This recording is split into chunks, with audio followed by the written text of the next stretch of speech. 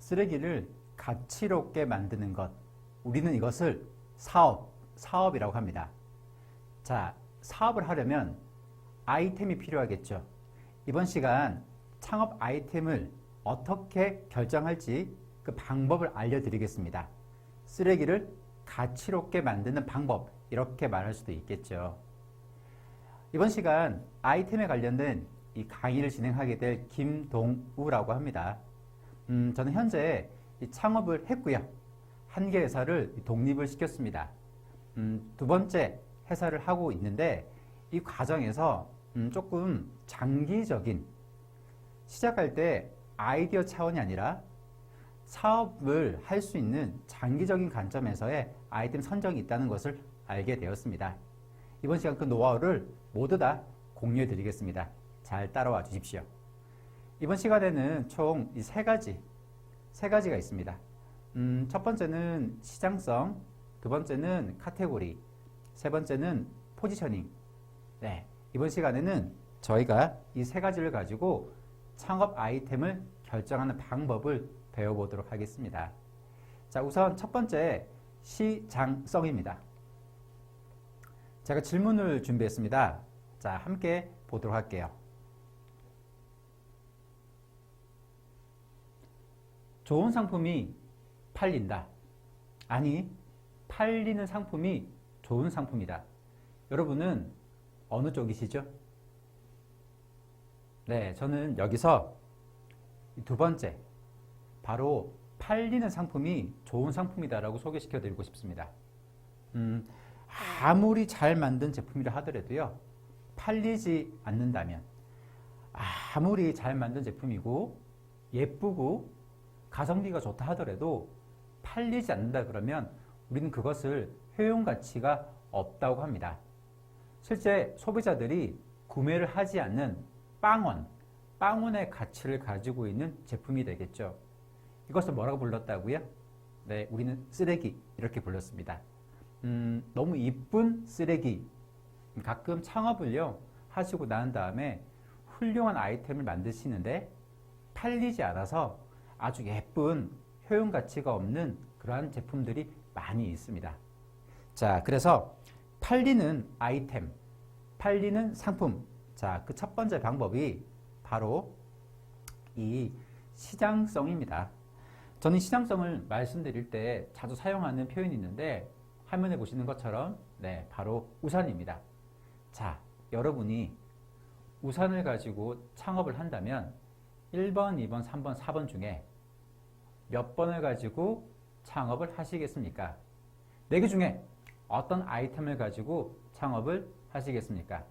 자, 생각할 시간을 드려볼게요. 5, 4, 3, 2, 1. 자, 이쁜 쓰레기 고르시면 안 됩니다. 네.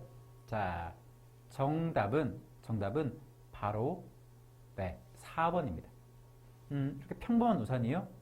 자, 1번, 2번, 3번 한번 같이 보도록 할게요. 우선 1번입니다. 1번을 아래 보시면은 네, 우산을 세울 수가 있죠.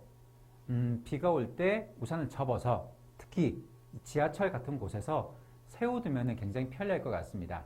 아이디어가 보이는 상품이에요. 이 옆에 보이는 2번 같은 경우에 잘 보시면 여기 네, 이 커피를 이렇게 꽂을 수가 있습니다. 비 올 때 커피 들고 우산 들고 불편하죠? 자, 우산 하나만 꼭 들고 가면은 커피를 안전하게 가져갈 수 있다라는 아이디어에서 나온 우산이었습니다. 저 아래 3번 보겠습니다. 네, 마트 갈 때 마트에 장 보고 우산 들고 짐 들면 힘들잖아요. 자, 그러니 이 백팩에 우산이 달려있다. 백팩에 우산을 이렇게 씌우고 짐을 들고 갈 수 있다면 아주 편리한 우산이 된다 라는 생각에서 나온 아이템입니다. 자, 그리고 마지막 4번, 정답을 말씀드렸던 4번은 굉장히 평범한 우산이죠. 자, 이 중에서 제일 많이 팔린 우산은 몇 번일까요? 제일 많이 팔린 우산은 네, 바로 4번이죠. 자, 이걸 두고 우리는 시장이 크다라고 합니다. 실은 1번, 2번, 3번은 소비자층이 좀 적습니다. 우리는 우산 그러면은 여기 4번 형태의 우산이 가장 두루두루 살 수 있는 우산이다라고 말할 수가 있겠죠. 자, 아이템에도요, 이렇게 이 시장의 크기가 보이는 아이템들이 있습니다. 만약 여러분들이 창업을 하셔서 어느 날 투자자에게 투자를 유치하시겠다, 우리 회사의 투자를 유치하시겠다 하시면은 시장성이 큰 아이템에 투자자는 매력을 느낀다는 것을 꼭 기억하십시오. 아이템 선정의 시장성은 아주 중요하다. 시장성에 관련된 하나의 더 사례를 제가 준비해 왔습니다. 자, 함께 보도록 할 텐데요. 자, 바로 상권 분석입니다. 지금 화면에 상권이 니은자, 이렇게 니은자로 되어 있죠. 자, 이때 이 상권 설명을 조금 드리고 여러분에게 또 한 가지 퀴즈를 내도록 하겠습니다. 자, 상권 보시면요, 맨 위쪽에 꿈 이룸 이렇게 나와 있죠. 여기는 청년 창업 마당입니다. 정확히 말씀드리면은 소상공인 청년 마당입니다. 여기서는 커피를 판매하고 있습니다. 자, 그 아래 보시면은 고품격이라 나와 있죠. 자, 고품격 역시 고품격 커피 공장의 줄임말로 커피를 판매하고, 핫도그 가게에서도 역시 커피를 판매합니다. 그 아래 한솥 도시락은 커피를 팔지 않고, 그 아래 벤티, 아시는 그 벤티 맞습니다. 역시 커피를 판매합니다. PB, 이 빠바 이렇게 부르죠. 역시 여기도 커피를 판매합니다. 빵과 함께 판매할 경우 조금 할인해 주죠. 옆에 이제 고급 빵집에서도 커피를 팔고요. 물음표 건너뛰고 끝에 노란색 백다방에도 역시 커피를 판매합니다. 실제 있는 상권인데 여기에 스타벅스도 근처에 세 군데가 있어요. 자, 이 동네는 커피 거리가 많습니다. 카페 거리가 많습니다. 자, 이때 여러분들이 화면에 보이는 물음표, 네, 이곳에 임대료를 내고 창업을 하겠다 하시면 어떤 아이템을 가지고 창업을 하시겠습니까? 네, 만약 이 상권 내에서 창업을 하신다 그러면 나는 어떤 아이템을 가지고 여기 물음표에 점포를 내시겠습니까? 자, 아이디어 떠오르셨어요? 자, 저는 여기서 정답을 말씀드리기보다는 실제 어떤 아이템을 가지고 누군가가 창업했다라는 팩트를 말씀드리려고 합니다. 여기서 누가 창업을 했냐? 커피를 파는 이 베러먼데이라는 회사가 창업을 했습니다. 아니, 이렇게 주변에 커피 가게가 많은데 굳이 왜 또 커피를 판매할까? 그 이유가 뭘까요? 네, 바로 그 이유는 커피 시장 규모가 크다는 거죠. 여전히 여기서는 커피를 구매할 수 있는 잠재 고객이 많이 있다라고 보는 겁니다. 시장성의 다른 말은 성장성, 이렇게 볼 수 있습니다. 이곳은 커피를 구매하는 사람들이 이미 많기 때문에 충분히 커피 시장이 형성되어 있다라고 보고 커피를 가지고 창업을 한다면 최소한 망하진 않을 것이다. 자, 어떠세요?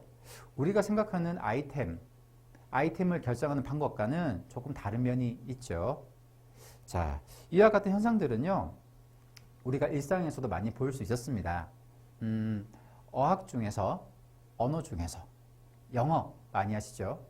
네, 최근 영어 교육 관련해가지고 브랜드 혹시 기억나세요? 스피킹 땡땡땡 있었죠. 네, 영어가 안 되면 어떤 스쿨에 가야 됐었어요. 뭔가 새겨야 되대. 네, 왜 이렇게 영어 관련된 이런 컨텐츠들이 많이 출시가 되고 앞으로도 출시가 될까요? 이유는 전 세계적으로 가장 많이 사용하는 언어가 영어. 언어 시장에서는 영어가 가장 큰 시장이기 때문에 그렇습니다. 자, 아이템을 결정하게 될 때는 이런 시장성이라는 것들이 아주 중요하다. 자, 지금부터 보여드리는 건요. 자, 두 번째입니다. 아이템을 결정하는 두 번째 기준. 자, 바로 카테고리입니다. 카테고리. 자, 카테고리를 설명하기 위해서 일상에 조금 쉬운 예를 가지고 왔습니다. 화면에 보시는 것처럼 이디야라고 하는 카페 오른쪽에는 이 스타벅스가 있죠. 자, 전 이걸 비교해서 이런 질문을 드립니다. 어떤 분야의 사업을 하고 있을까? 아니, 이디야도 커피고 스타벅스도 커피 아닌가요? 라고 말씀을 하실 수 있는데 실은 전혀 다른 사업을 하고 있습니다. 자, 설명을 조금 드려볼게요. 자, 이디야는요, 이 커피라고 하는 카테고리에서 음료를 판매합니다. 우리는 좋은 온도를 사용합니다. 우리는 품질 좋은 온도에서 맛있는 로스팅을 합니다. 블렌딩을 합니다. 네, 이렇게 커피에 대한 품질, 온도 이런 것들 많이 강조하죠. 그런데 스타벅스는 그런 온도의 품질을요 많이 강조하진 않습니다. 품질이 나쁘다기보다는 자신들이 추구하는 방향이 아니라는 거죠. 도대체 뭐냐? 바로 커피가 아닌 공간입니다. 스타벅스는 공간 카테고리에 있습니다. 인간이 태어나서 가장 많은 시간을 보내는 장소, 이 퍼스트 플레이스, 바로 집입니다. 집 다음 어딜까요? 네, 집 다음에는 바로 직장, 회사에서 시간을 많이 보냅니다. 그렇다면 스타벅스는 무엇을 추구하느냐? 바로 서드 플레이스. 집 다음, 회사 다음 사람들이 가장 많이 머무는 공간을 스타벅스로 하겠다라는 거예요. 그래서 이렇게 전략을 세웁니다. 우선 인테리어를 좋게 하자. 집보다 편안한 소파도 있어야 되고 사무실보다 일하기 좋은 분위기와 테이블도 노트북을 꽂을 수 있는 컨센트도 있어야 된다. 자, 회사보다 더 좋은 근무 환경을 제공하겠다. 어디에서요? 이 스타벅스에서. 자, 그러다 보니 스타벅스는 인테리어 투자를 많이 합니다. 기존 인테리어가 크게 불편하지 않더라도요.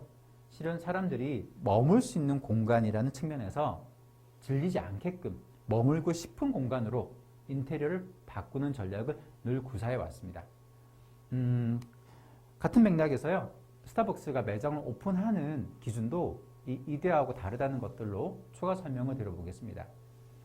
이데아는 실은 대리점, 점주를 통해서 이 가맹점들이 장사가 잘 될 만한 곳을 유동인구가 많은 쪽을 고릅니다.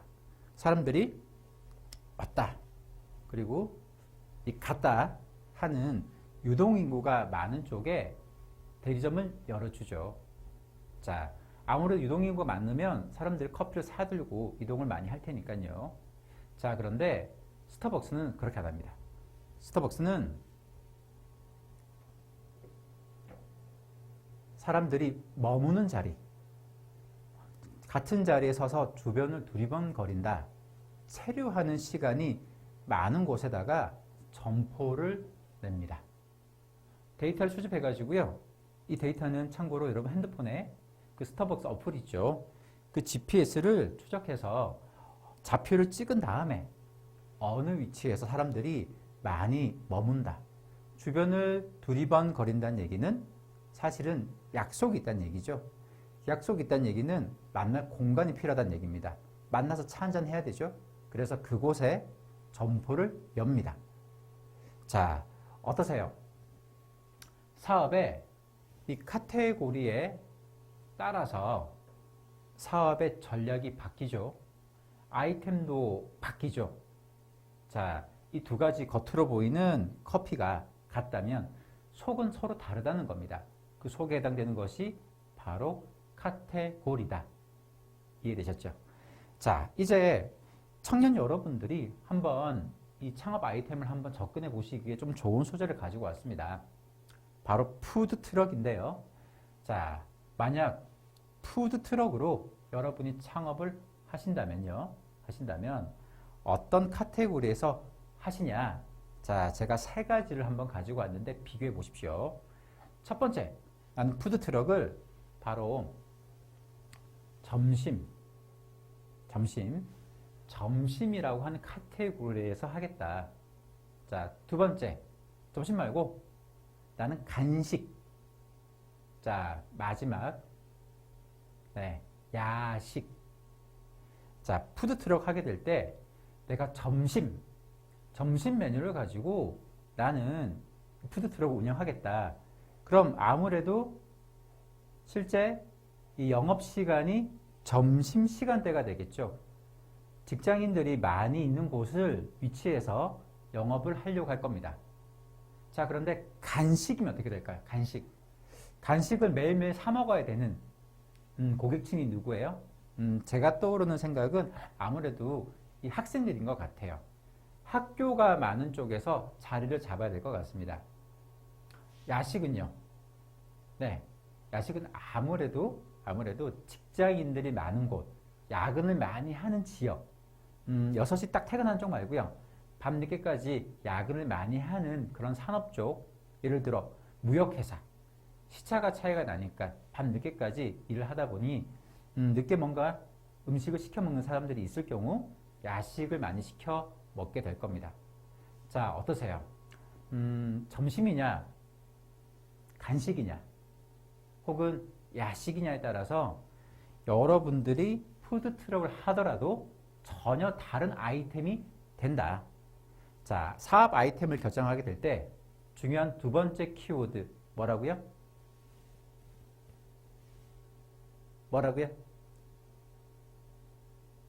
네, 맞죠. 카테고리입니다. 자, 지금 저희는 이 두 가지를 배웠습니다. 그 첫 번째가 시장성, 성장 가능성이 큰 시장을 사업 아이템에 포함시켜야 된다. 그런 시장의 아이템이어야 실제 나중에 투자를 받기 쉬워서 사업을 키워나갈 수가 있다. 자, 두 번째 뭐라고요? 카테고리. 겉으로 보이는 상품이 똑같아도 커피냐 푸드트럭이냐 똑같다 하더라도 사실 카테고리에 따라서 사업의 전략은 판이하게 달라질 수가 있다. 자, 두 가지 잘 기억하셨죠? 자, 이제 마지막 세 번째입니다. 세 번째, 저는 이 싸우지 않고 이기는 법이라는 제 나름의 정의를 통해서 세 번째 전략을 설명드리려고 합니다. 아이템을 결정하는 그 세 번째 전략, 싸우지 않고 이기는, 출혈이 없는 아이템을 결정하는 것. 자, 포지셔닝 이렇게 부릅니다. 포지셔닝. 자, 용어가 평소 때 많이 안 쓰시는 분들한테는 이 단어를 대충 짐작 정도는 하실 것 같긴 한데 설명이 있으면은 완전히 이해하실 수 있을 거라 생각합니다. 우리가 흔히 많이 생각하는 포지셔닝의 대표적인 사례가 가성비입니다. 이때 가성비를요, 가격과 성능 이렇게 부르죠. 자, 이렇게 볼게요. 화면에 보이시는 여기 가로축은 바로 가격입니다. 우측으로 올수록요, 비싸요. 반대쪽으로 갈수록 쌉니다. 자, 이제 세로축이 남았죠. 자, 위로 갈수록 성능이 고성능, 자, 아래로 갈수록 저성능이죠. 자, 이렇게 고저 나눴습니다. 잘 따라오고 계시죠? 제가 이렇게 순간 손이 이렇게 바뀌었는데. 네. 자, 그럼 제가 자동차를 가지고 설명을 드려볼게요. 벤츠는 가격이 싸나요? 아니면은 비싼가요? 네, 뭐 개인 차가 있긴 하지만 비싸겠죠. 보통 사람들은. 자, 그런데 성능은요? 성능은 네, 좋겠죠. 자, 그러면 이곳이 바로 이 벤츠가 있는 자리입니다. 그 포지션이라는 거죠. 자, 우리나라의 직장인들의 국민차, 네, 직장인들이 가장 많이 타는 차 중에 대중화된 게 소나타 있죠. 소나타는 벤츠보다 비싼가요, 싼가요? 네, 많이 싸죠. 자, 동시에 성능이 벤츠만큼 고성능은 아닌데 그렇다고 저성능도 아니에요. 자, 저, 중간, 중성능 이렇게 부를게요. 자, 그러면은 가격 대비 싼 게 소나타다 라고 볼 수 있을 것 같아요. 자, 중요한 건 고냐, 저냐가 아닙니다. 중요한 건 내가 만약 소나타를 팔 사람이라 그러면 굳이 벤츠하고 싸울 필요가 없다. 내가 만약 자동차를 만들어 팔 사람이라 그러면 실은 나는 이미 경쟁이 치열한 벤츠, BMW, 아우디, 포르쉐 여기보다는 중성능, 자 중성능 쪽에 중가격 쪽에 나는 포지셔닝해서 거기에 나의 자리를 마련하겠다. 자, 이게 포지셔닝 전략입니다. 자, 경쟁하지 않고 이기는 방법은 사실은 경쟁하지 않는 곳에서 사업 아이템을 판매를 하셔서 자리를 잡으시는 거예요. 자, 포지셔닝 말씀을 드렸습니다. 그럼 제가 한번 여기서 이렇게 질문 드려보겠습니다. 만약에 향후에 고성능, 네, 그리고 비싼 가격, 부가가치가 높은 제품을 판매하고 싶어요. 그럼 어떻게 해야 되죠? 자, 첫 번째 방법. 처음부터 중성능, 고성능을 같이 만든다. 자, 두 번째 방법. 중성능을 자리를 완전히 잡고 그 다음에 고성능을 만든다. 자, 두 개를 동시에 하는 것과 하나씩 하는 것과 어느 게 더 나을까요? 네. 자, 대체적으로는요, 두 번째입니다. 처음에 아이템을 결정할 때 여러 가지 아이템을 결정하잖아요. 그러면은 이 시비를 거는 것과 같아요. 나는 중성능 쪽에서 싸워야 됩니다. 나는 고성능과도 싸워야 됩니다. 그런데 청년 여러분들이 창업을 하시게 된다 그러면 보통은 스타트업으로 창업을 하시죠. 스타트업은 시작하는 기업입니다. 갓 태어난 아이와 같습니다. 갓 태어난 아이와 어른이 만약에 싸운다. 나쁜 어른이다. 그죠? 네. 그런데 갓 태어난 아이와 어른이 만약에 싸운다 그러면 당연히 어른이 이깁니다.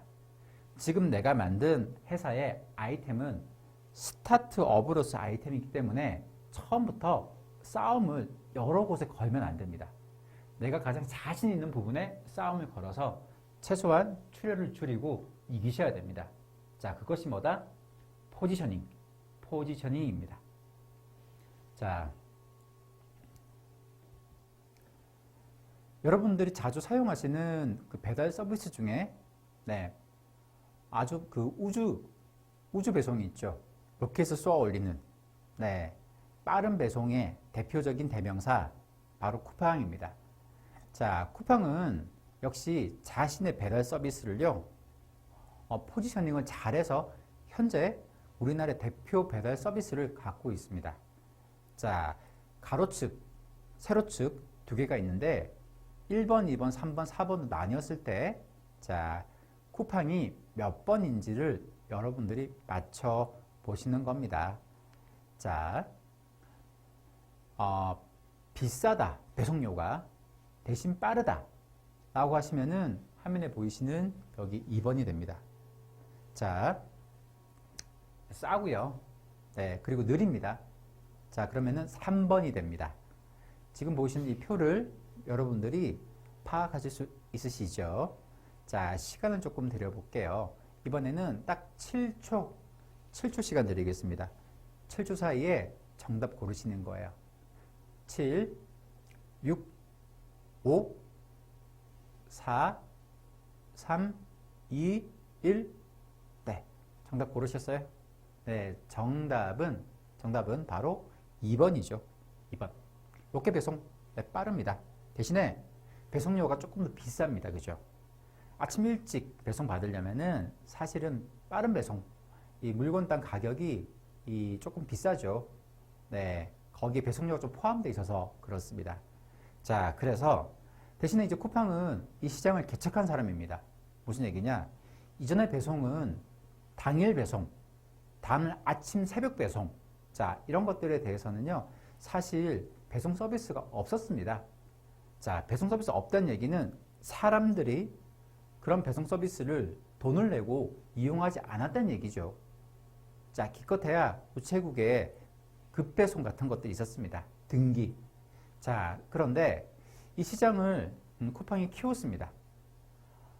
사람들이 돈을 내지 않는 이 쓰레기 서비스를, 네, 쓰레기가 나쁜 게 아니라는 의미 아시죠? 효용 가치가 없는 서비스입니다. 서비스를 부가가치가 많은 서비스로 발전을 시켰죠.